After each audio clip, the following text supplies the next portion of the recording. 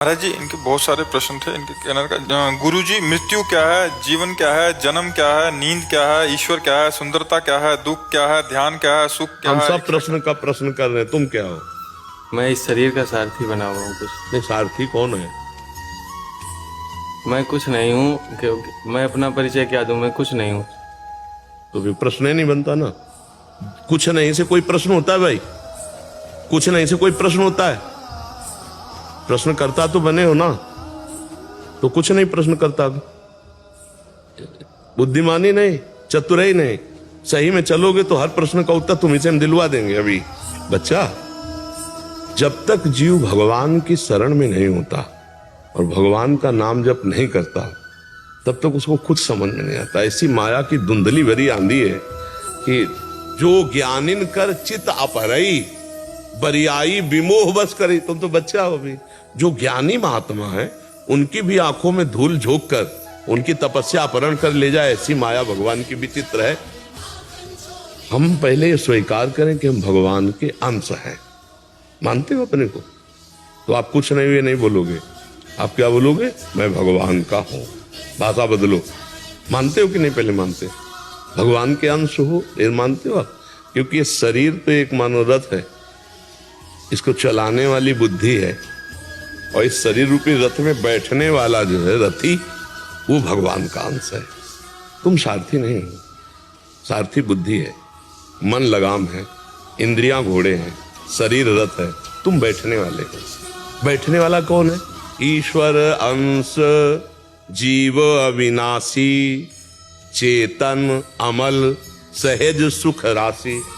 हर सवाल का उत्तर इसी में आता चला जाएगा। समझ पाए आप कौन है? अब आपसे पूछे आप कौन, तो आप क्या बोलोगे?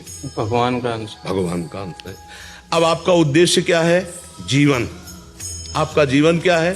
भगवान को जान लेना या अपने को पहचान लेना। 22 साल से इस कमरे में अपने को एक सेकंड भी नहीं मिले। आप नहीं मिले ना अपने से? बढ़िया उत्तर दे रहे हो। इसी को जानना जीवन है, और इसी का ना जानना मृत्यु है। जब अपने को नहीं जानते और शरीर पे राग कर बैठे, तो शरीर के द्वारा जो शुभ अशुभ कर्म बने, तो पुनरपि जननम पुनरपि मरणम पुनरपि जननी जठरे शयनम, बार बार जन्म, बार बार मृत्यु, बार बार माँ के गर्भ में। यही भूल हमको ले जाती है। इस मनुष्य जीवन का लक्ष्य क्या है? भगवान का भजन करके भगवान को जान लेना, भगवान को पा लेना, या अपनी पहचान जान लेना। नर्तन कर फल विषय न भाई, भजिए राम सब काम बिहाई।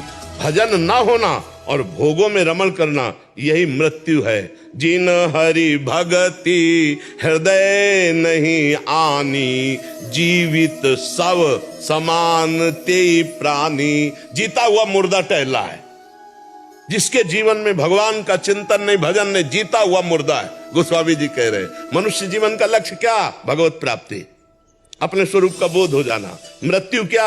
अपने को भूल जाना, शरीर राग में फंस जाना। सारे प्रश्नों का उत्तर तुम्ही से तुमको मिल जाएगा। बस तुम भगवान की शरण में होकर नाम जप करना शुरू करो। आप भगवान के चैतन्य घन अंश हो, आप में सारी शक्तियां हैं। आप अपनी शक्तियों का स्मरण करके उनको जागृत करो। वो है नाम जप, मंत्रानुष्ठान, दूसरों का उपकार करना, पापाचरण से अपने को रोक पाना। अगर रोक पाए तो फिर जीवन प्रकाशमय हो जाएगा। अगर पापाचरण होते रहे तो फिर अंधकार नहीं हटेगा, ज्ञान अंधकार छाया रहेगा। समझ पा रहे हो? सारे प्रश्नों का उत्तर मिल जाएगा आपको। भजन, भजन नहीं है तो फिर टिकेगा भी नहीं। कोई उत्तर दे दो, कोई उत्तर टिके। ऐसे में टिकता है, ऐसे में नहीं टिकता। जो भजन करने वाला होता है ऐसे होता है। जो भजन भगवान से विमुख होता है वो अहंकारी ऐसे होता है, उसमें कुछ नहीं टिकता है। तुम नाम जप करो, भगवान के आश्रित रहो, माता पिता की सेवा करो, समाज की सेवा करो। इनमें सब में भगवान विराजमान है। यही जीवन का लक्ष्य है कि भगवान की हमें इन किन प्रकार प्राप्ति हो जाए। और अगर प्राप्ति न हो, सो परत्र दुख पावई, सिर धुनि धुनि पछताए, काल ही कर्म ही ईश्वर मिथ्या दोष लगाए। जो न तरह भव सागर, असमाज नर पाए, स्वति निंदक मंदमति आत्महनन गति। वो आत्महत्यारा है, वो दुर्गति को प्राप्त होगा जो मानव देह प्राप्त करके पापाचरण करता और भगवान की प्राप्ति नहीं कर लेता। नाम जप करो, सब प्रश्नों का उत्तर मिल जाएगा।